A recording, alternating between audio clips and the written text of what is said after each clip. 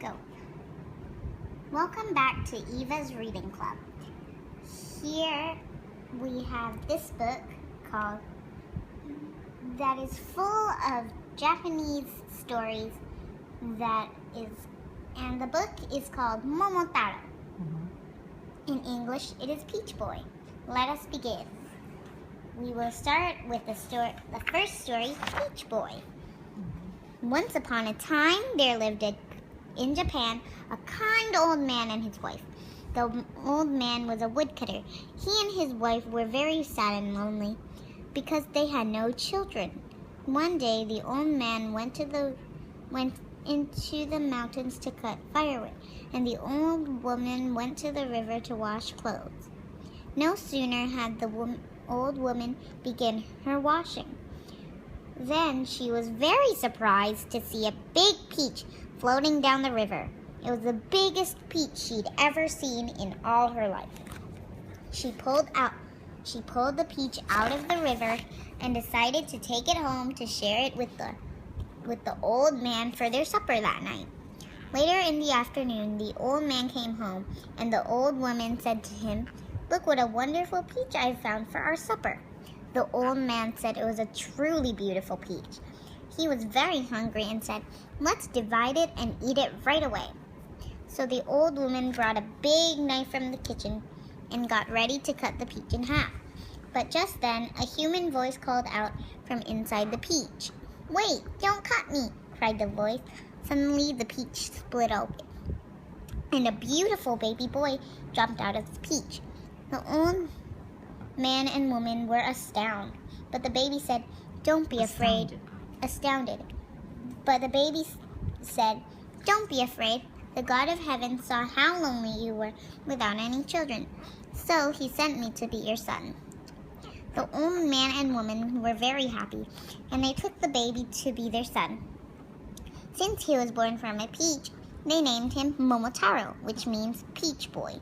They loved Momotaro very much and raised him to be a fine boy.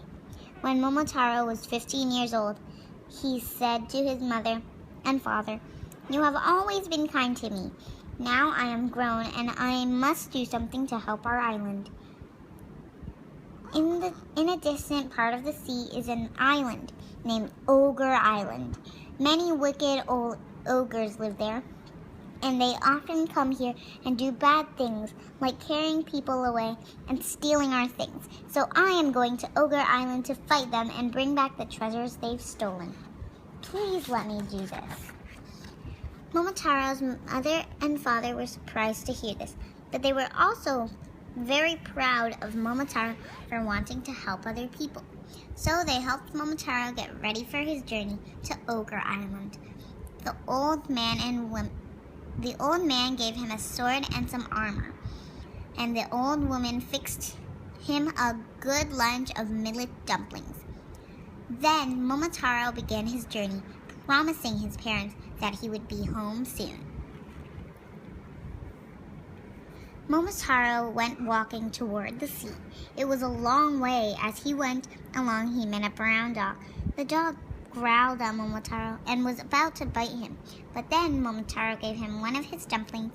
He told the dog that he was going to fight ogres on Ogre Island. The brown dog said he would go along too to help Momotaro. Momotaro and the brown dog kept on walking, and soon they met a monkey. The dog and the monkey started to have a fight. But Momotaro told the monkey they were going to fight the ogres on Ogre Island. Then the monkey asked if he could go with them, so Momotaro gave the monkey a dumpling and let him join them. Momotaro, the brown dog, and the monkey kept on walking, and soon they met a peasant. The dog, the monkey, and the pheasant were about to start fighting when Momotaro told the peasant they were going to fight the ogres on Ogre Island. The peasant asked if he could go too, so Momotaro gave the peasant a dumpling and told him to come along with them. So Momotaro, as their general, the brown dog, the monkey, and the peasant, who usually hated each other, pheasant, who usually hated each other, became good and faithful friends. They walked along a long way and finally reached the sea.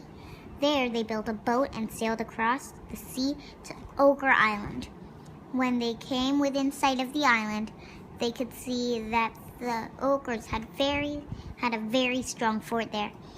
And there were many, many ogres. Some were red, some were blue, and some were black. First, the peasant flew over the walls of the fort and began to peck at the ogres' heads. The ogres tried to hit the peasant with their clubs, but he was very quick and dodged their blows. While the ogres weren't looking, the monkey slipped into the fort and opened the gate. When Momotaro and the brown dog rushed into the fort, it was a terrible battle.